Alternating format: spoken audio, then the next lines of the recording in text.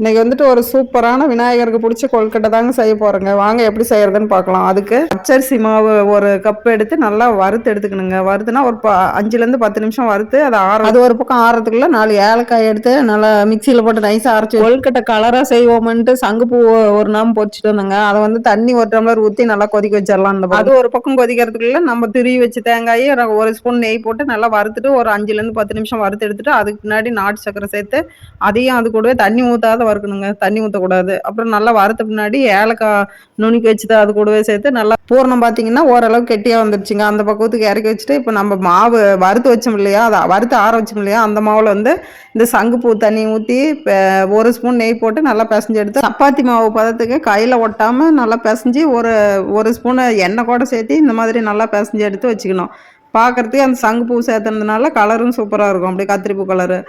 இப்போ வச்சுட்டு வாழை இலை ஒன்று எடுத்து தண்ணி அல்லது எண்ணெய் அந்த வாழை இலையில் நல்லா தேய்ச்சிட்டு அதுக்கப்புறம் மாவை உருண்டை பண்ணி அதில் வச்சு அதுக்குள்ளே பூரணத்தை வச்சு வந்துட்டு வாழை இலையிலேயே அப்படியே கொழுக்கட்டை வச்சு மடிச்சு எடுத்து வச்சுட்டாங்க. இப்போலாம் அந்த கொழுக்கட்டை செய்கிறதுக்குன்னா அச்சு நிறையா விதவிதமாக வந்துருச்சு. அப்படி நம்ம இருந்தாலும் அந்த மாதிரி வச்சு செஞ்சாலும் சூப்பராக இருக்கும், பார்க்கறதுக்கு அழகா. இதே போலவே வாழை இலையில வச்சு தட்டி எடுத்து வச்சுக்கிட்டோங்க. எல்லா மாவையும் எடுத்து வச்சுக்கிட்டு இட்லி போவனி வச்சு அதில் ஒரு சொம்பு தண்ணி ஊற்றி நல்லா தண்ணி கொதிச்ச பின்னாடி மேலே அப்படி துணி போட்டு பிடிச்சி வச்ச கொழுக்கட்டையை வச்சு ஒரு 10லேருந்து 15 நிமிஷம் வேக வச்சு பாருங்க, எடுத்தால் சூப்பரான கலரான விநாயகருக்கு கொழுக்கட்டை ரெடி ஆயிடுச்சு. சங்குப்பூ இருந்தால் இந்த மாதிரி ஒரு டைமை ட்ரை பண்ணி பாருங்க, சூப்பராக இருக்கும். கலரான கொழுக்கட்டை பார்க்கறதுக்கே சூப்பராக.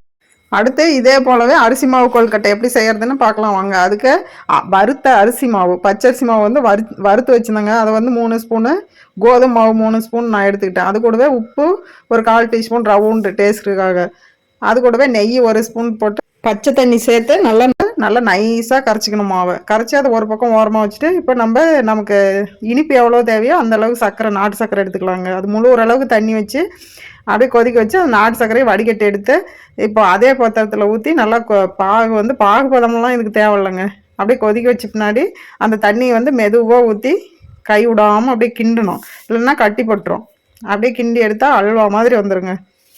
இந்த பக்குவத்தில் இப்போ வந்து 1 ஸ்பூன் நெய் போட்டு அதையும் 10 நிமிஷம் அப்படியே கிண்டி விட்டு அதுக்கப்புறம் தேங்காய் திருவி ஒரு தேங்காய் வச்சுக்கிட்டு அந்த தேங்காய் பூ போட்டு அப்படியே 10 நிமிஷம் கிண்டி விட்டால் சூப்பராக பூரணம் ரெடி ஆயிடுச்சுங்க. இந்த பக்குவத்துக்கு வரும்போது ஏலக்காய் தூள் நம்ம ஒரு 2-3 ஏலக்காய் தட்டி தூள் எடுத்து அந்த தூள் போட்டு சேர்த்துக்கலாம். ஏறினோம்னா நல்லா கையில் ஒட்டாத அளவுக்கு கொஞ்சம் நேரம் ஒரு 1/4 மணி நேரம் கிண்டி எடுத்தோம்னா கையில் ஒட்டாத அளவுக்கு பூரணம் ரெடி ஆயிருங்க. அதை எடுத்து ஒரு பக்கம் ஆற வச்சுட்டு நம்ம வந்து மைதா மாவு எடுத்துக்கிட்டோம். நான் கோதுமை மாவு வேணுனாலும் எடுத்துக்கலாம். இதுக்கு மைதா மாவு எடுத்துக்கிட்டோம். நான் மைதா மாவு வந்து சப்பாத்தி பதத்துக்கு பிசைஞ்சு எடுத்துக்கலாம். இப்போது பூரணம் அது வரைக்கும் நல்லா கொஞ்சம் ஆற வச்சுட்டு இந்த மாதிரி மைதா மாவை எடுத்து நல்லா சப்பாத்தி மாவு பதத்துக்கு பிசைஞ்சு ஒரு வாழை இலையை பொரித்து அதில் எண்ணெய் தடவி அதுக்கு மேலே இந்த மைதா மாவு உருண்டையை வச்சு மைதா மாவை அப்படியே தட்டி விட்டு அதுக்கப்புறம் அதுக்கு மேலே பூரணத்தை நடு சென்டரில் வச்சு அப்படியே உருண்டை பண்ணி இது போலவே இதே மாதிரி எல்லா மாவையும் உருண்டை பண்ணி தட்டி எடுத்து ஒரு தட்டத்தில் வச்சுக்கிட்டோங்க. இப்போ ஒரு இட்லி போனி வச்சு அதில் ஒரு சொம்பு தண்ணி ஊற்றி நல்லா கொதிச்ச பின்னாடி இட்லி தட்டுக்கு மேலே இந்த பூரணம் உருண்டையை வந்து எடுத்து வச்சு நல்லா ஒரு 10லேருந்து 15 நிமிஷம் வேக வச்சு எடுத்தாலே சூப்பராக கொழுக்கட்டை ரெடிங்க. இதுவும் பார்க்குறதுக்கும் சூப்பராக இருக்கும். வெந்த பின்னாடி பார்த்தீங்கன்னா அப்படியே ஜெல்லி மாதிரி வந்துடும். சூப்பராக பாருங்கள், அப்படியே ஜெல்லி மாதிரி மேலே பார்த்தா பலூன் மாதிரி சூப்பராக இருந்தது. ஸோ பாருங்கள், 2 விதமாக கொழுக்கட்டை சூப்பராக ரெடி ஆயிடுச்சுங்க. அடுத்து பார்த்தீங்கன்னா உளுத்த வடை. ஏற்கனவே நான் உளுத்தம்பருப்பு ஊற வச்சு ஆட்டி எடுத்து வச்சிட்டேன். இப்போது உளுத்தம் வடை செய்கிறதுக்கு ரெடி ஆயாச்சுங்க. சூப்பராக உளுந்து வடை போட்டாச்சுங்க. பாருங்கள், சூப்பராக ரெடி ஆயிடுச்சு உளுத்த வடையும்.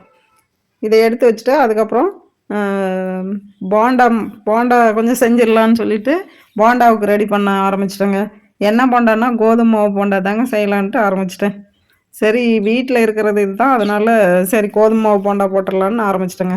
அதுவும் போட்டு படப்படன்னு ஒரே இடத்துல போட்டு எடுத்தாச்சுங்க. கோதுமை மாவு போண்டாவும் கடைக்கெல்லாம் போயிட்டு இருந்தால் லேட் ஆகும்னு சொல்லிட்டு இருக்கிறத வச்சு நான் செஞ்சுட்டேங்க. பாருங்கள், சூப்பராக போண்டா ரெடி ஆயிடுச்சு.